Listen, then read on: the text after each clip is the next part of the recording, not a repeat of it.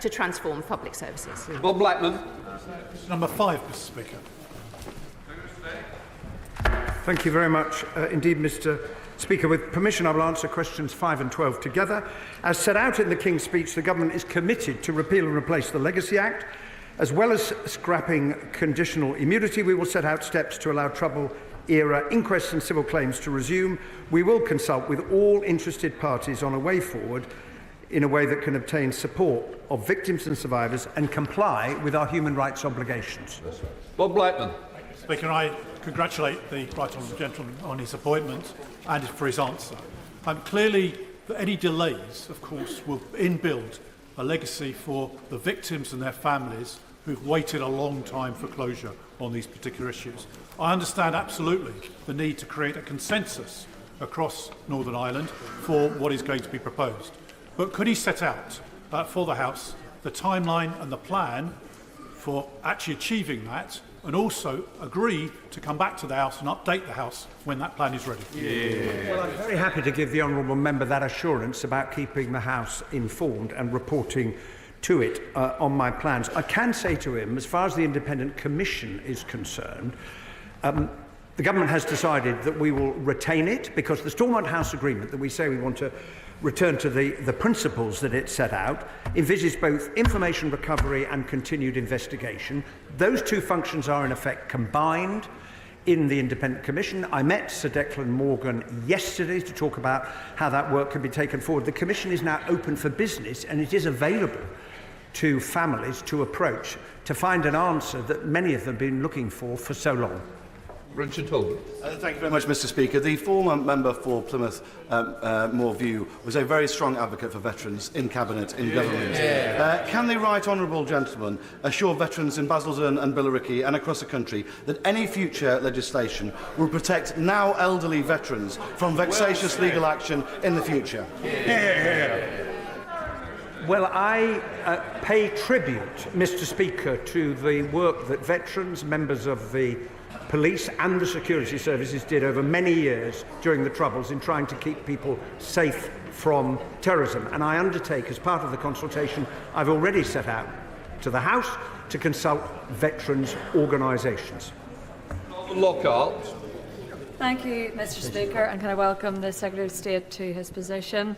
Can the Secretary of State further outline what discussions he is having with groups and organisations who represent innocent victims, and can he assure this House that in repealing this legislation there will be no pandering to those who were the victim makers? Also, what meaningful engagement he is having with the Irish Government, who oppose the Legacy Bill but have disgracefully refused to deal with the many allegations of state collusion with the Provisional IRA, thinking specifically about the long-awaited public inquiry into the Omagh bombing. Can I say to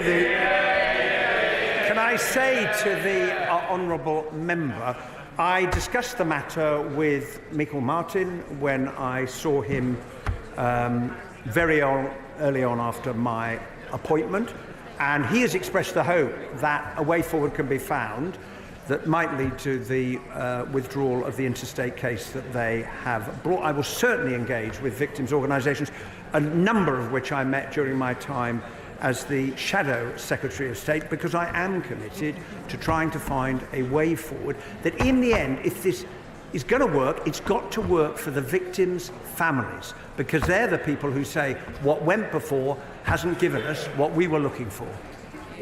Sir Desmond Swain. Sir. Thank you very much indeed, Mr. Speaker. We are committed to implementing the Windsor Framework in good faith in partnership with the EU and taking all steps necessary to protect the UK internal market. We are also looking to negotiate an SBS veterinary agreement with the EU, which could help.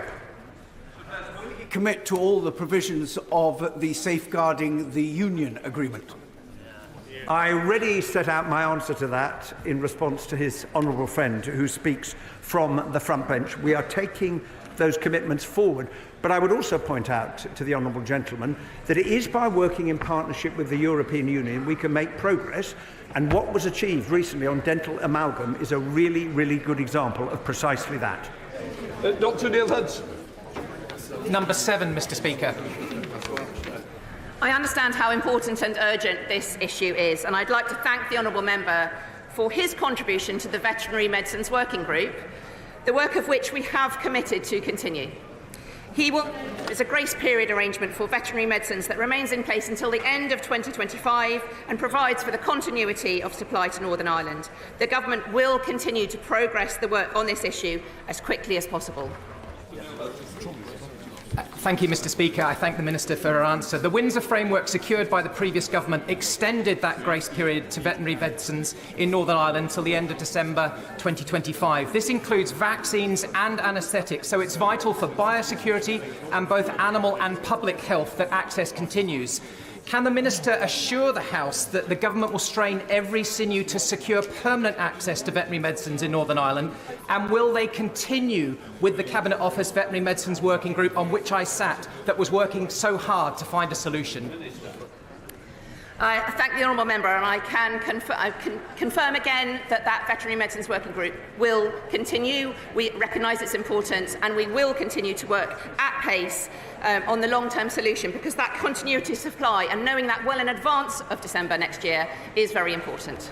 Lib Dem spokesperson Wendy Chamberlain. Mr. Speaker, may I welcome the Secretary of State and his team to their place.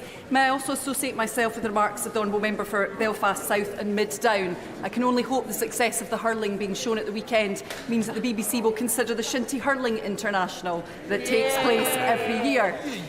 I welcome attempts by the new government to continue to rebuild trust with Northern Ireland political parties and also to improve relations with the European Union. It offers that opportunity to reduce frictions in trade between Great Britain and Northern Ireland. So, Mr. Speaker, can the Secretary of State set out what he is doing with ministerial colleagues in other departments to open the doors to securing a veterinary agreement with the EU, which will further reduce those barriers to trade?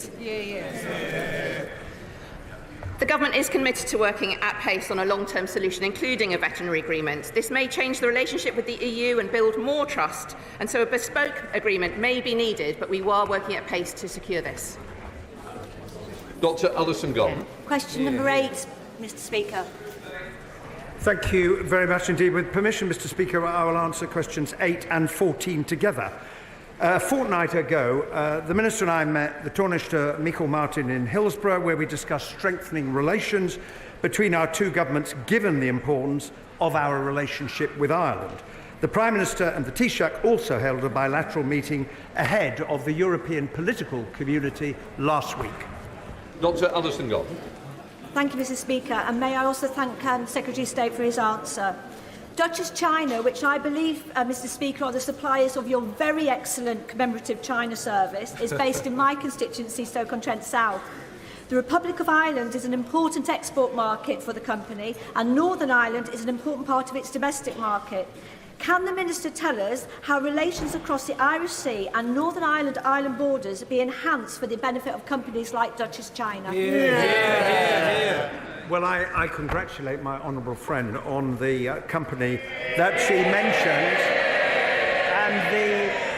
and the products that it produces. We are committed to protecting the integrity of the UK internal market, so that great firms in Great Britain and in Northern Ireland are able to sell right across the United Kingdom and internationally. And for Northern Ireland in particular, it has extraordinary opportunities and so much potential, which we now need to build on. One of the most important contributions the executive can make is to ensure executive stability, because that's what investors are looking for. Emily Darlington. Can I congratulate the very honourable member on his position and hope that he will be able to rebuild those relations that have been strained through the Brexit process. I'd like to ask my question, very much like my colleague, about small and medium-sized businesses in Milton Keynes Central that have had to go under because of the additional paperwork and other restrictions through our strained relations now with the EU. Can he confirm with me that he is talking to the Irish government and others about how we reduce those barriers to trade? Well, there is no doubt that the change in our trading relationship with the European Union has brought additional costs and paperwork for businesses, whether they are selling to the EU or into Northern Ireland. The Windsor Framework is the means by which we are trying to manage that. And I supported the Windsor Framework, negotiated by the previous government, because it represented an important and a significant step forward. But the reason why we have to continue to implement it is because if we're going to get the veterinary and SPS agreement and other agreements we are seeking with the European Union. Go on. We've still got others. Thank you, Mr. Speaker. The Anglo-Irish agreement is absolutely vital, and the meeting between the Prime Minister and the Taoiseach was to be welcomed.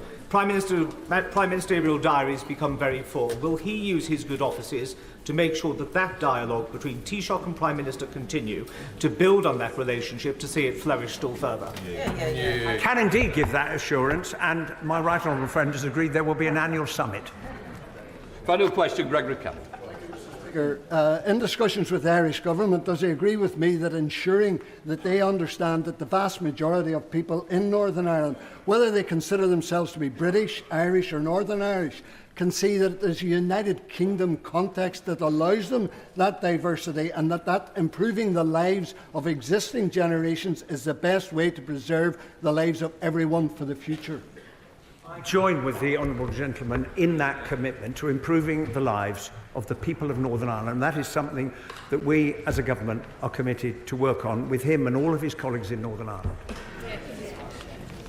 Can I welcome the Prime Minister Leader of the Opposition and all new members to the first questions to the Prime Minister, and in which case we're going to start with Callum Miller. Question 1, sir.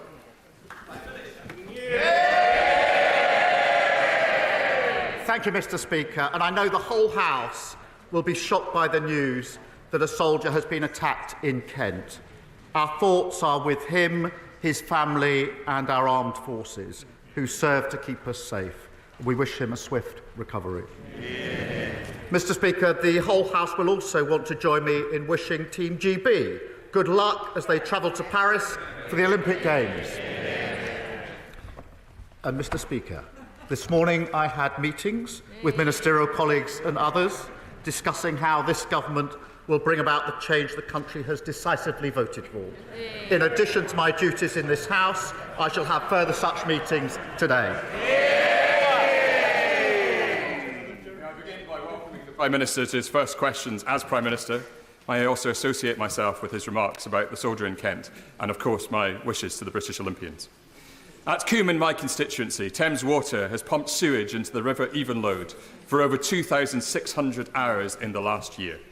Thames Water was allowed by Ofwat to withdraw £7 billion in dividends, yet now wants to jack up my constituents' bills. I welcome the water bill in the King's speech, but would the Prime Minister agree with my constituents and me that the system is broken? And will he now commit to scrapping Ofwat and replacing it with a tougher regulator that will finally put people and planet ahead of water company profits? Can I welcome the honourable member to his place and thank him for raising this important issue in relation to water. And customers should not pay the price for the mismanagement by water companies, and we've already announced immediate steps to put water companies under tougher regime, and the Minister for Water will meet the bosses of failing companies to hold them to account for their performance. After 14 years of failure with our rivers and beaches, it falls to this government of service to fix the mess of the failure of the last 14 years.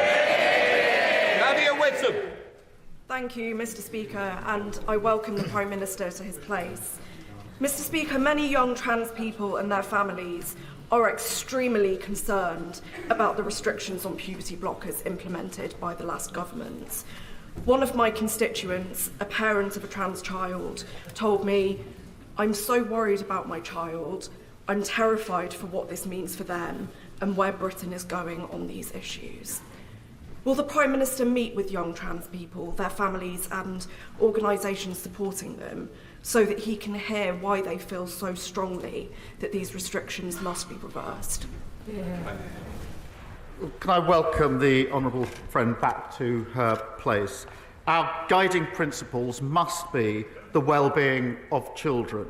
And this is a serious government, and we will approach that question with care, not inflammatory dividing lines. The CAS review was clear that there's not enough evidence on the long-term impact of puberty blockers to know if they're safe. and the Health Secretary will consult with organisations supporting young people and families. And I will ensure that there is a meeting with her and the relevant minister as soon as that can be arranged. Now come to the Leader of the Opposition, Rishi Sunak. Thank you, Mr. Speaker. Can I join with the Prime Minister in expressing my shock at the attack on a British soldier? Our thoughts are with him and his family as we wish him a speedy recovery. And I also join with the Prime Minister in his warm words about our Olympic athletes. Yeah. I've no doubt that after years of training, focus and dedication, they'll bring back many gold medals. Although, to be honest, I'm probably not the first person they want to hear advice from on how to win. But I'm glad in our exchanges. I'm glad, Mr. Speaker. Mr. Speaker, I'm glad in our exchanges so far we have maintained a cross-party consensus on important matters of foreign policy. And in that spirit today, I wanted to focus our exchange on Ukraine and national security. The UK has consistently been the first country to provide new capabilities to Ukraine, such as the long-range weapons that have been used so effectively in the Black Sea. Now, those decisions aren't easy, and I was grateful to the Prime Minister for his support as I made those decisions in government. And in opposition, I offer that same support to him. So can I ask that he continues to be responsive to Ukraine's new requests so that they don't just stand still, but can decisively win out against Russian aggression? Can I thank the Leader of the Opposition for not only raising the question of Ukraine, but doing it in a way which can maintain the unity across this House, which has been so important to the Ukrainian people. And I can assure him that we are, of course, talking to Ukraine about how they deal with the Russian aggression that they are facing, have been facing for many, many months. And I will continue to try to do that in the way that he did, which is to reach out across the House to share such information as we can to maintain the unity that is so important. I thank him for that response. Now, I also found that one of the UK's key roles as Ukraine's closest ally is to encourage other countries to follow our lead in providing new military capabilities. And in that vein, when he saw Chancellor Scholz recently, I'm sure he thanked him for the considerable air defence that the Germans are providing the Ukrainians. But did he also raise with him the issue of the Germans perhaps providing long-range missiles, just as the UK, America and France have now done? I had the opportunity in Washington at the NATO Council to talk to our German counterparts. There was a strong theme there on Ukraine, discussed with all of our allies, and part of my message was to urge all of our allies to provide further support where they can to the Ukrainian people, and that was well received, and there was unity coming out of the NATO Council. That's what we must all do. I'm glad to hear the Prime Minister raise the NATO summit as well, because I very much welcome the message that came out loud and clear from that summit, and indeed the Prime Minister's words from the dispatch box on Monday about Ukraine's irreversible path to NATO membership. And so does he agree with me that fatuous Russian claims on Ukrainian territory must not act as a block to Ukraine joining the NATO defensive alliance? I wholeheartedly agree, and it is for NATO allies to decide who is a member of NATO, formed 75 years ago, proud and probably the most successful alliance that's ever been formed, and that's why it was really important at the summit that we were able to say there is now this irreversible path to membership. That's a step forward from a year ago, and President Zelensky was very pleased that we've been able to make that successful transition. The opposition. Thanks to the complex legal and diplomatic work that the UK has led over the past several months, together with our allies Canada and America, the Prime Minister will, I hope, now find that there is a sound and established legal basis to go further on sanctions and seize Russian assets and use them to fund Ukrainian reconstruction. Now, that work has taken time, but I hope he is able to take a look at it, and can he confirm for the House that this work is something that he will take forward, because if he does, I can assure him that the opposition will support him in doing so. Again, I'm grateful for this opportunity to say how united we were on the question of sanctions across this House. The use now made of what has been seized and frozen is an important issue on which I think we can move forward. And I know the Chancellor is already beginning to have some discussions about how we can take more effective measures. Again, I will seek to reach out across the House as we do this important work together. The opposite. I very much welcome the Prime Minister's response, but I also welcome both his and the Defence Secretary's recent emphasis on the importance of the Tempest fighter jet programme. It's a crucial sovereign capability, as he mentioned, and important for our alliances with Italy and Japan. Furthermore, however, other countries also wish to participate, and in government we had begun initial productive discussions with our friend and ally Saudi Arabia about their desire to potentially join the programme. So could the Prime Minister confirm that he will continue those initial positive conversations with Saudi Arabia, and again I can assure him that he will have our support in doing so? Well, let me make this absolutely clear. This is a really important programme. Significant progress has already been made, and we want to build on that progress. And I've had some initial discussions, not least in Farnborough, where I was just a few days ago. Leader of the Opposition. Finally, Mr. Speaker, can I just say that in the dangerous and uncertain world that we now sadly live in, I know firsthand how important it is that our Prime Minister can use his prerogative power to quickly respond militarily to protect British national security, sometimes without giving this House prior notice. Now, these are perhaps the most difficult decisions that a Prime Minister can take, and I welcomed his support when I made them. And I want to take this opportunity to assure him of the opposition's support if he deems it necessary to take similar action in the future. So does he agree with me that whilst the use of the prerogative power is sometimes politically controversial, it is essential to ensure the safety and security of the British people? I agree it's essential, and our security is the first duty of government. I was grateful to the Leader of the Opposition for reaching out when action had to be taken to me personally to ensure that I was briefed on the sensitive issues that lay behind the decisions that he had to take. And as I mentioned to him last week, I will endeavour to ensure that we proceed in the same way so that he has access to all the information that he needs to come to a determination, which I hope will be, to be able to support the position that this government takes. Thank you. Kim Ledbeach. Thank you, Mr. Speaker, and welcome back. Can I congratulate the Prime Minister on such a positive start to his premiership and on resetting the dial on politics as public service, as a force and as a force for good. Irrespective of our different views and opinions in this chamber and beyond, it's a very important message. And as such, would he join me in wishing the very best of luck to the 83 cyclists who have set off from West Yorkshire this morning on the 9th Joe Cox Way bike ride, travelling 280 miles down the country to London, celebrating all that we have in common through the power of cycling, including, sadly for the cyclists, probably quite a lot of sore legs and aching muscles. Of course I will wish them good luck. I admire them. I'm not sure I envy them. It's 280 miles. But it's a brilliant cause, and the whole House, I think, misses our dear friend Jo. And I know that she would have been incredibly proud to have seen this government in place and would have played a big part in it. And, you know, I'd like to welcome my honourable friend back to her place. And I know that she will continue in Jo's spirit with the same dedication and determination. And I think I'm right in saying that her parents, and of course Jo's parents, are with us in the gallery today to see this first PMQs.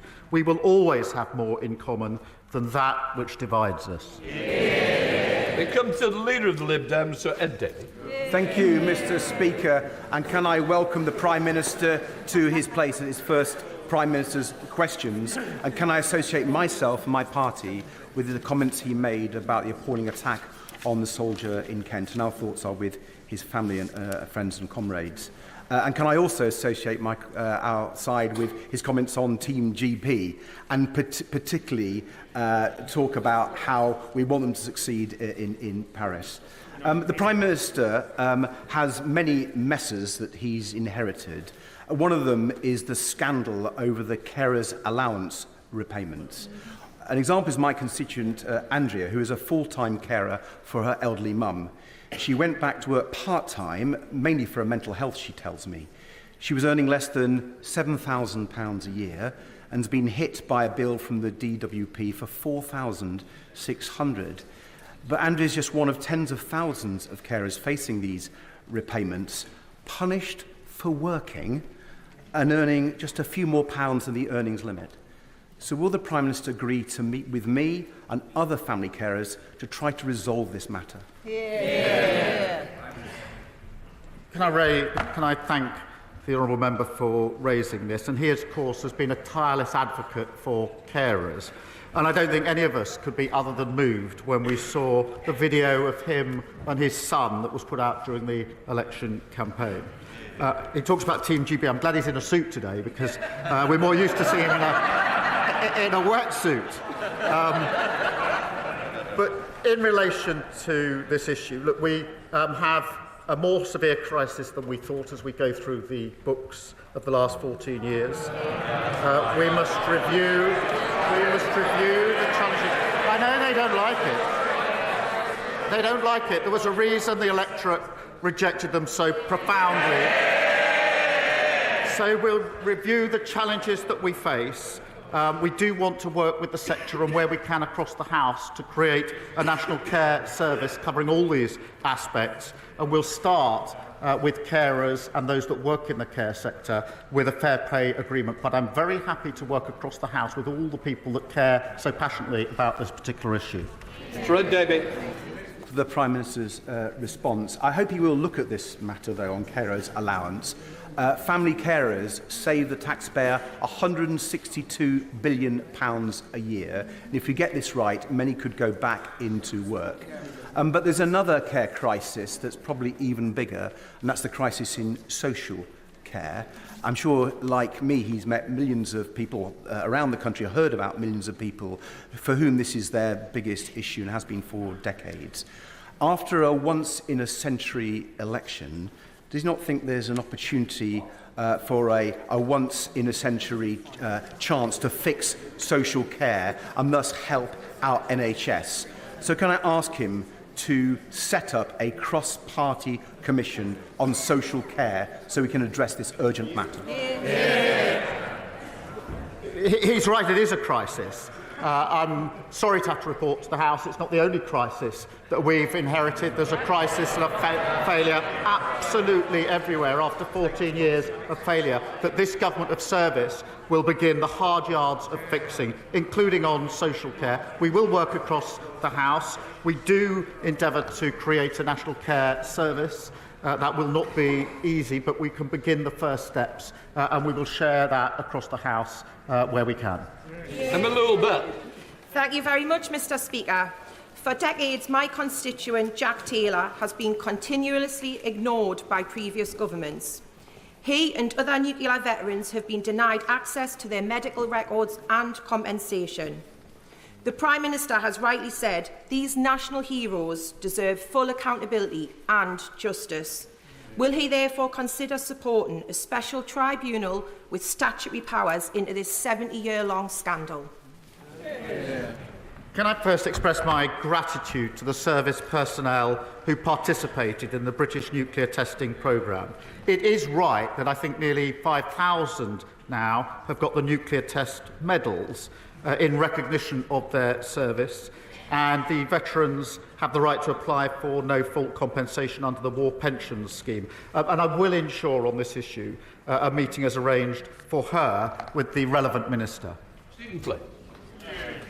Mr Speaker, may I again warmly congratulate the Prime Minister on ending Tory rule. In his campaign to do so, he was, of course...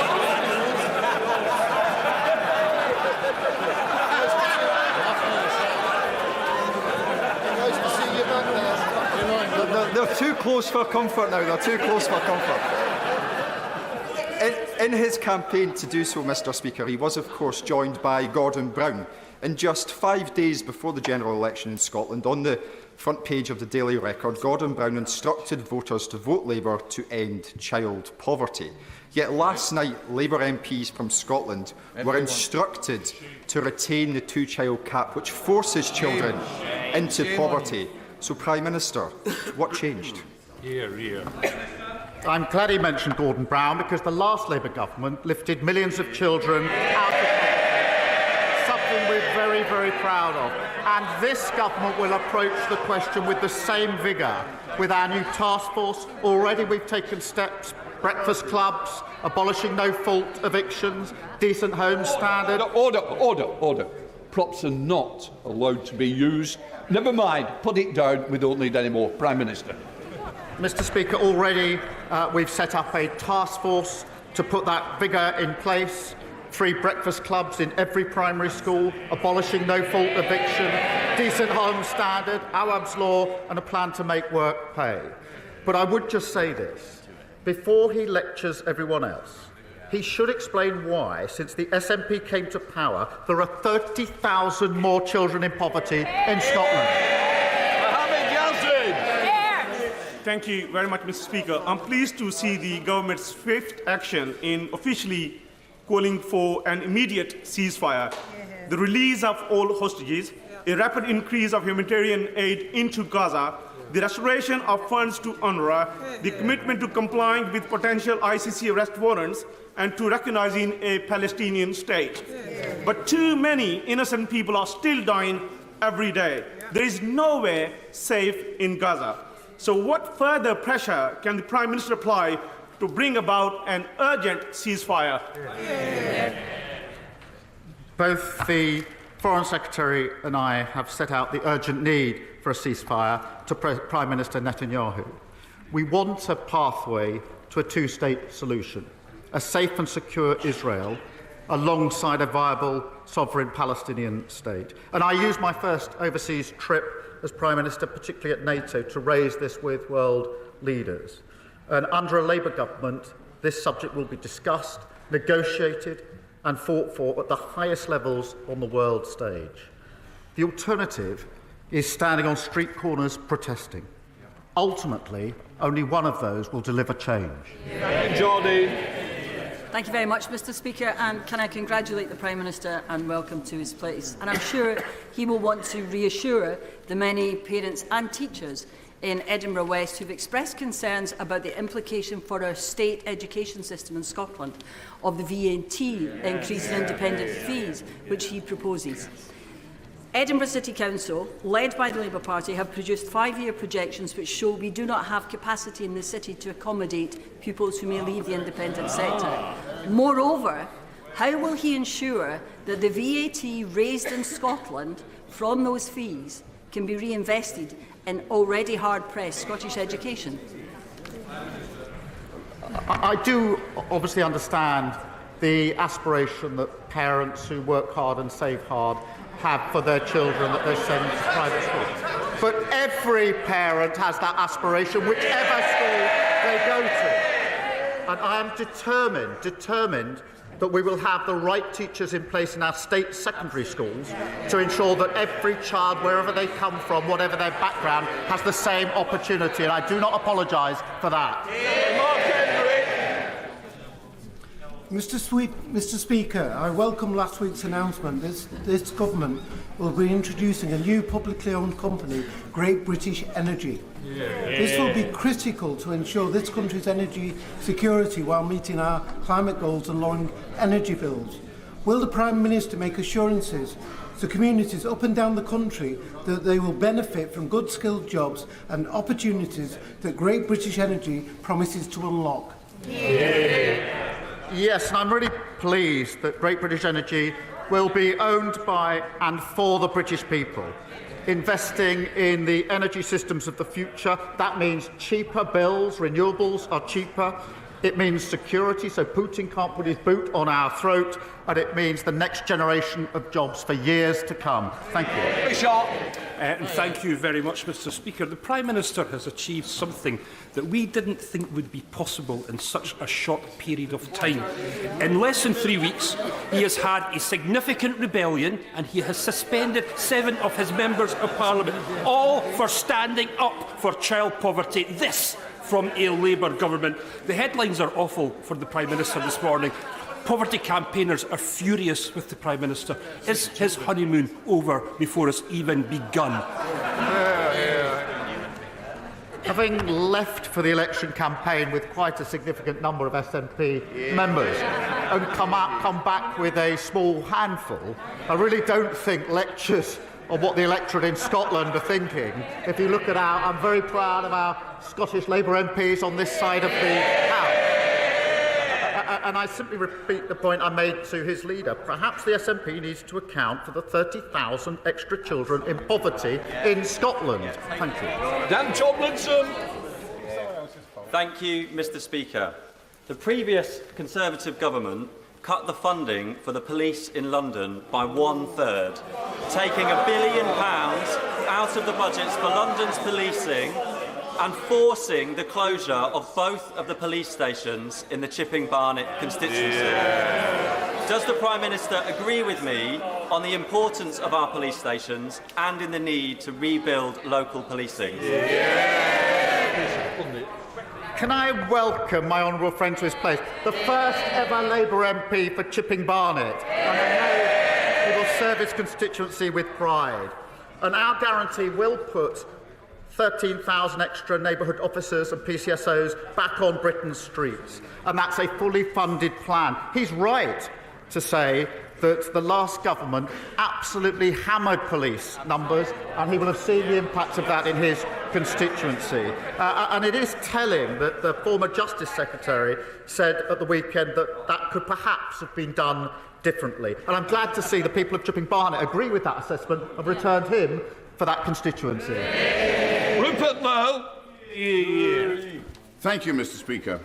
My constituents in Great Yarmouth have little doubt that uncontrolled legal and illegal immigration since 1997 has damaged and disrupted their community and undermined their public services. Does the Prime Minister agree that importing millions of people with no thought whatsoever to the brutal consequences has failed our country? I know the good people of Great Yarmouth would much appreciate a yes or no answer to this straightforward question. I'm not sure I agree with his numbers, but look, I do think that it's serious that the previous government lost control of our borders. Record numbers have crossed the Channel since the Leader of the Opposition, when he was Prime Minister for 18 months, 50,000 people crossed the Channel. It's a serious issue that requires a serious answer. And that is why we will set up our Border Security Command to take down the gangs that are running this vile trade. What we won't do is waste further time on a gimmick that cost a fortune and remove just 4 volunteers. Bill Esterson. The Liverpool City region has one of the biggest concentrations of offshore wind in the world. 100,000 homes could be powered through the Mersey tidal project. Yet some members opposite want to block the jobs, the lower bills and the energy security from renewable energy. So can I encourage my right honourable friend to resist the siren voices opposite and support a range of technologies, including the Mersey tidal project, to maximise the benefits of clean energy for our country? Clean energy is at the heart of this mission-driven government. Boosting homegrown renewable energy is the best way to create new jobs, give us energy independence and lower bills for good. And that's why we'll be changing the planning rules to make sure that we can get Britain building again. And not just the houses, but everything that we need, including prisons, by the way, and to make sure we can deal with the mess that we have inherited. I'm pleased to hear of the viable projects that are being advanced, such as the Mersey tidal project, and we'll look at them carefully. Lewis Cocking. Thank you, Mr. Speaker. It's a privilege to be the first Conservative member to ask the new Prime Minister a question at PMQs. Can the Prime Minister assure me and my constituents in Broxbourne that they will not just have a say, but a meaningful say over new development in the Greenbelt in their area? Can I welcome the honourable member to his place and be clear, we intend to get Britain building. We will change the planning regime in order to do so. It's held us back for far too long. Young people have not been able to own a home until they're way past the age of 35, denying them the basic dream of home ownership. Of course, we will work with communities, but we will take the tough decisions that the last government ran away from. Prime Minister, we've got much to be proud of in Ipswich, from a thriving arts and culture scene to beautiful parks and a stunning waterfront. Unlike our friends over the border in Norfolk, we also now have a Premier League football team again. Prime Minister is very welcome to join when Arsenal come visit next year. Despite all those positives, though, after the last 14 years, our town centre is really struggling and desperately needs help. Can the Prime Minister set out to this House the steps he will take to revive town centres like Ipswich? Can I again welcome my honourable friend to his place? Congratulate Ipswich on their promotion, though not on, I think it's Boxing Day when they visit Arsenal. I'm going to resist the temptation that he puts in front of me to choose between Ipswich and Norwich. But on town centres, he's right that we need vibrant high streets. We need to make the change that we've been voted in to bring about, and that's why we will replace the business rate system to level the playing field, and we will absolutely address regional inequality through our local growth plans. Jim Ramsey. Thank you, Mr. Speaker. The UK is one of the most nature-depleted countries on earth, so I welcome the government's signal that it's committed to nature recovery. This is critical to humanity's future, as it affects everything from food security to public health and well-being. Please could the Prime Minister tell us how he'll show leadership personally on this existential issue, and in particular, will he attend the 16th Biodiversity COP later this year, and will the UK government be launching a bid to host a future UN Nature Summit? We are committed to nature recovery. It's a really important issue that this government will tackle. And he talks about leadership, and I'd ask him to show some, because it's extraordinary that, elected to this House as a Green politician, he's opposing vital clean energy infrastructure in his own constituency. So I ask him, we will put the plans before this House, I ask him to back those plans. John Powell. Mr. Speaker, on Sunday night at a community event in North Kensington, attended by hundreds of people, 15-year-old Renee Graham was shot and killed in a senseless act of violence, and my heart goes out to his family and the wider community that is feeling anxious, frightened and shocked. Can the Prime Minister ensure that North Kensington gets support from this government at this difficult time, and can he outline what measures the government will take to tackle gun violence and prevent young lives like Renee's being taken in the future? I welcome my honourable friend to his place and thank him for raising this awful case. The loss of a teenage boy in West London is shocking, and our thoughts, and I'm sure I speak for the whole House, are with his family and friends. I do urge the public to support the Metropolitan Police with any information which could help in their investigation, which is ongoing. Making streets safer is one of the 5 central missions of this government, and this is a shocking reminder of just how important that mission is. And we have an ambition to drive down this sort of violence in our communities. We do not want interventions like this, as we've had over the last few years, and it is shocking to hear of this particular incident. Vickers. the last government invested massively in Teesside, most recently committing £1 billion to improving transport in our area.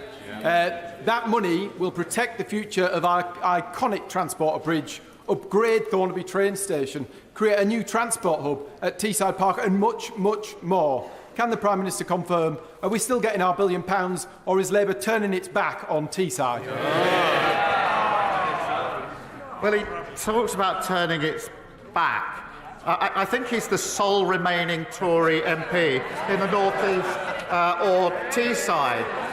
I've already taken an early opportunity to make our commitment clear to the plans that we need for economic growth across the country, working with all the mayors who are in place, including those who wear a different rosette, and that's the way in which we will take this forward. Thank you, Mr. Speaker.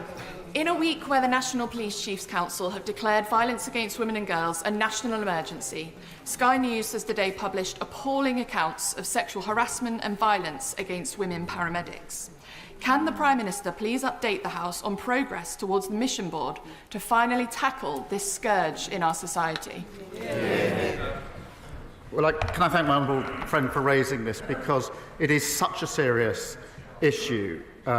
And we have made a commitment, a mission to halve violence against women and girls. Mr. Speaker, I know from my own experience dealing with these cases as a prosecutor and subsequently just how hard that will be to achieve. It does mean that we'll have to deliver in a different way. We'll have to roll up our sleeves and do difficult things that haven't been done in the past. And in answer to the specific question, we've started work already on the delivery board, and I look forward to updating her and the House on the progress that we're making on this really important issue. Final questions to Roger Gale. Thank you, Mr. Deputy Speaker. Mr. Speaker. Another Freudian slip. The old dog is off the leash. Mr. Speaker, can I first thank both the Prime Minister and the Leader of the Opposition for their supportive policies in relation to Ukraine. Their expressions today will have been of great comfort to the thousands of Ukrainian residents in the United Kingdom who simply wish to return to their lawful homes. Further to the answer given to my honourable friend, the member for Broxbourne, can the Prime Minister tell the House how he's planning reforms which will smother fields in East Kent currently yielding bread-making wheat with houses is compatible with his own Secretary of State for Agriculture's desire to achieve sustainability? Thank you for that question. We have to get economic growth in this country. We've had failure over the last 14 years, and the failure on economic growth has been central to it. There's been failure to build the infrastructure we need, the houses we need, the prisons we need, and I think the whole House can see the consequence of that. We've got prison overcrowding where emergency measures have had to be taken because the building of prisons hasn't kept pace with the sentencing of those to prisons. We've got housing crisis where the dream of home ownership for most young people is simply gone under the previous government. To be over the age of 35 before you can get a secure roof over your head of your own is a huge dash of dreams. We're not going to listen to the party opposite. They put their case to the electorate. The electorate rejected them profoundly. And my advice would be, having sat at that dispatch box for 4.5 long years, is when you get rejected that profoundly by the electorate, it's best not to go back to the electorate and tell them that they were wrong. It's best to reflect and change your approach and change your party. That completes questions. We'll let the front benches change over.